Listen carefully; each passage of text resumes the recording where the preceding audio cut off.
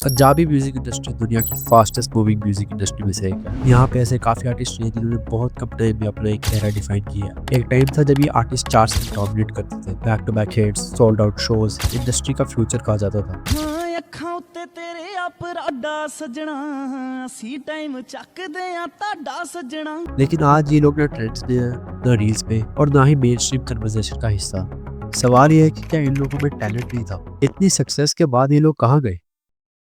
दिलप्रीत टिल्लो 2015 से लेकर 2019 के बीच में मोस्ट डिपेंडेबल पंजाबी आर्टिस्ट में से एक थे। जट ते जवानी,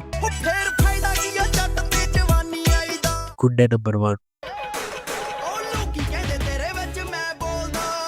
ये गाने मास ऑडियंस के लिए बने थे। प्रॉब्लम टैलेंट का नहीं था, प्रॉब्लम एवोल्यूशन का था। पंजाबी म्यूजिक रैपिडली एक्सपेरिमेंट करने लगा, trap, drill, Afrobeats, dark themes. Dilpreet का साउंड वही रह गया, एक टाइम पे काम करता था। इंडस्ट्री मूव ऑन कर गई बट दिलप्रीत नहीं कर पाए। आज दिलप्रीत एक्टिव है लेकिन उनका नाम इवेंचुअल रिलीजेस में आता है, नॉट कल्चर मूवमेंट्स में। जस मानक पंजाबी इंडस्ट्री के फास्टेस्ट राइजिंग स्टार्स रहे हैं फैक्चुअली। पराडा, लहंगा, बॉस, एक टाइम पे सिर्फ जस मानक का कंपटीशन था। लेकिन अर्ली सक्सेस का एक डार्क साइड होता है। Same theme, same visual style, same emotional pitch. Audience bore नहीं होती, ऑडियंस इवॉल्व करती है। जस मानक फ्लॉप नहीं हुए लेकिन वो कल्चर फिनोमेना नहीं बना पाए। उनका करियर एक प्लेटो पे आ गया जहाँ सिर्फ री इन्वेंशन ही निकल सकता था। अमरिंदर गिल का केस सबसे अलग है। जुदा ट्रायलॉजी, अंग्रेज, लव पंजाब, ये प्रोजेक्ट सिर्फ हिट्स नहीं थे, ये पंजाबी कल्चर के माइलस्टोन थे। फैक्ट ये है कि अमरिंदर गिल ने कमर्शियल नॉइज से खुद बिजनेस बनाया। No controversy, no constant release, no trend chasing. और उन्होंने साइलेंस को वीकनेस की स्ट्रेटजी बनाया। इसलिए वो डिसिप्लिन नहीं हुए, वो सिलेक्टिव हो गई है। आज भी उनके पुराने गानों को एक क्लासिक हिट माना जाता है।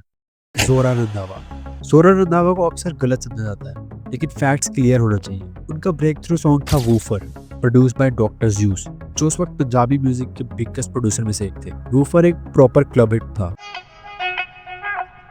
इंडस्ट्री ने जोरा को नोटिस किया लेकिन उसके बाद जो चाहिए था, consistent flow up, strong label banking और आइडेंटिटी बिल्डिंग, वो मिसिंग रहा।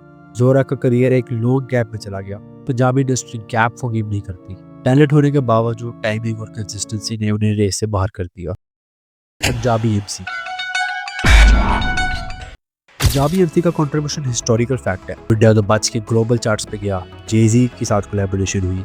Punjabi music first time truly international बना। लेकिन आयरनी ये है, जब इंडस्ट्री कमर्शियल बन जाती है, पायनियर्स नॉस्टैल्जिया बन जाते हैं।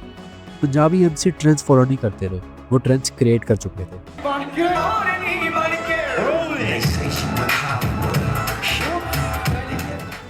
न्यू जनरेशन के लिए वो हिस्ट्री है और इंडस्ट्री के लिए वो पास्ट। उनके लिए आज भी रिस्पेक्ट है पर रेलेवेंस नहीं है।